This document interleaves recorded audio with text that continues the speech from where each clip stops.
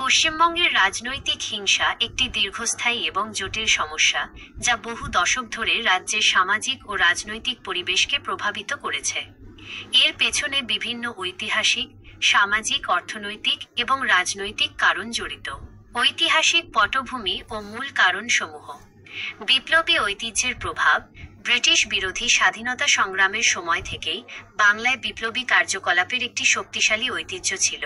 অনুশীলন সমিতি, যুগান্তর এর মতো গোপন বিপ্লবী গোষ্ঠীগুলি সশস্ত্র প্রতিরোধের মাধ্যমে স্বাধীনতা অর্জনের চেষ্টা করেছিল। এই বিপ্লবী মনোভাব কিছু পরিমাণে স্বাধীনতার পরেও রাজনৈতিক সংস্কৃতির অংশ হয়ে ওঠে। দেশভাগ ও উদ্বাস্তু সমস্যা: 1947 সালের দেশভাগের পর লক্ষ লক্ষ উদ্বাস্তু পশ্চিমবঙ্গে আশ্রয় নেন, যা রাজ্যের অর্থনীতি ও সামাজিক কাঠামোয় ব্যাপক চাপ সৃষ্টি করে। উদ্বাস্তু পুনর্বাসন, জমি ও জীবিকার সংকট প্রায়শই রাজনৈতিক অস্থিরতা ও সংঘাতের জন্ম দিয়েছে। কৃষক আন্দোলন ও শ্রেণী সংঘাত, তেভাগা আন্দোলন 1946-48 এবং পরবর্তীকালে নকশালবাড়ি আন্দোলন 1967 পশ্চিমবঙ্গের রাজনৈতিক হিংসার ইতিহাসে গুরুত্বপূর্ণ অধ্যায়। এই আন্দোলনগুলি জমি ও কৃষক অধিকার নিয়ে শ্রেণী সংঘাতকে তীব্র করে তোলে এবং বামপন্থী রাজনীতির উত্থানে সহায়ক হয়। নকশাল আন্দোলন ছিল শ্রেণীশত্রু খতমের নামে এক রক্তক্ষয়ী আন্দোলন, যা দমন করতে তৎকালীন সরকার কঠোর পদক্ষেপ নেয়। বামপন্থী শাসনের প্রভাব। পার্টি সমাজ: 1977 সাল থেকে 2011 সাল পর্যন্ত 34 বছরের বামফ্রন্ট শাসনকালে রাজনৈতিক ক্ষমতা গ্রামস্তর পর্যন্ত বিকেন্দ্রীভূত হয় পঞ্চায়েত ব্যবস্থার মাধ্যমে।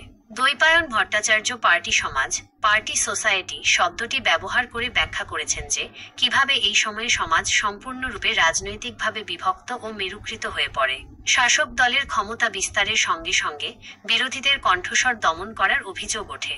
এই সময়ে সংঘটিত উল্লেখযোগ্য ঘটনাগুলির মধ্যে মরিচঝাঁপি গণহত্যা 1979 এবং 1993 সালের 21শে জুলাই কলকাতা পুলিশের গুলিতে 13 জন যুব কংগ্রেস কর্মীর মৃত্যু, যা এখন শহীদ দিবস হিসেবে পালিত হয়, বিশেষভাবে উল্লেখযোগ্য। ক্ষমতার দখলের লড়াই: পশ্চিমবঙ্গের রাজনৈতিক হিংসার অন্যতম প্রধান কারণ হল রাজনৈতিক ক্ষমতা দখল এবং সেটিকে ধরে রাখার তীব্র প্রতিযোগিতা।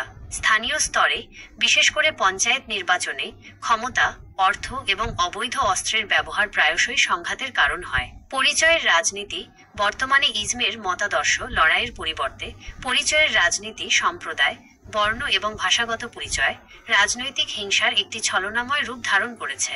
রাজনৈতিক দলগুলি জনসমর্থন আদায় এবং ক্ষমতাকে পুঞ্জীভূত করতে এই পরিচয়গুলিকে রাজনৈতিক অস্ত্র হিসাবে ব্যবহার করছে।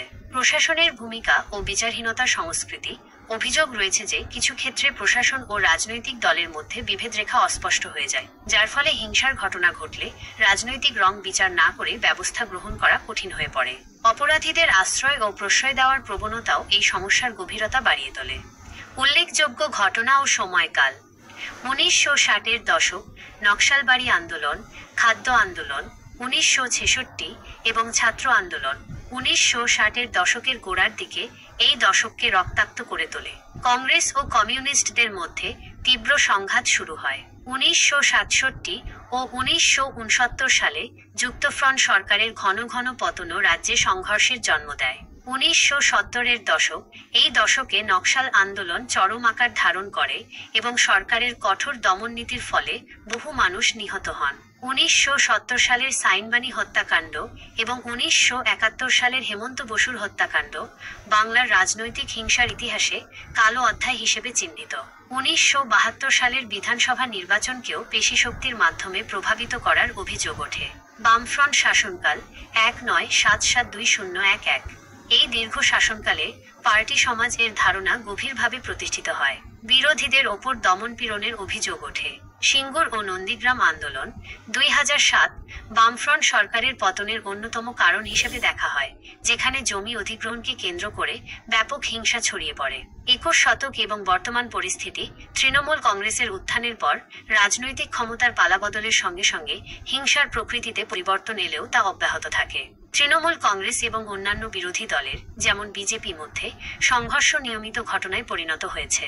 নির্বাচন, বিশেষ করে পঞ্চায়েত নির্বাচন, প্রায়শই রক্তক্ষয়ী সংঘর্ষের সাক্ষী হয়। National crime records bureau NCRB এর রিপোর্ট অনুযায়ী রাজনৈতিক হত্যাকাণ্ডের ক্ষেত্রে পশ্চিমবঙ্গ দেশের মধ্যে উপরের দিকেই রয়েছে। পশ্চিমবঙ্গের রাজনৈতিক হিংসার ইতিহাস একটি চলমান প্রক্রিয়া, যার মূল কারণগুলির মধ্যে রয়েছে ক্ষমতার তীব্র প্রতিযোগিতা, ঐতিহাসিক শ্রেণীসংঘাতের উত্তরাধিকার এবং কখনো কখনো প্রশাসনের দুর্বলতা। এই সমস্যা রাজ্যের সামগ্রিক উন্নয়নে নেতিবাচক প্রভাব ফেলছে।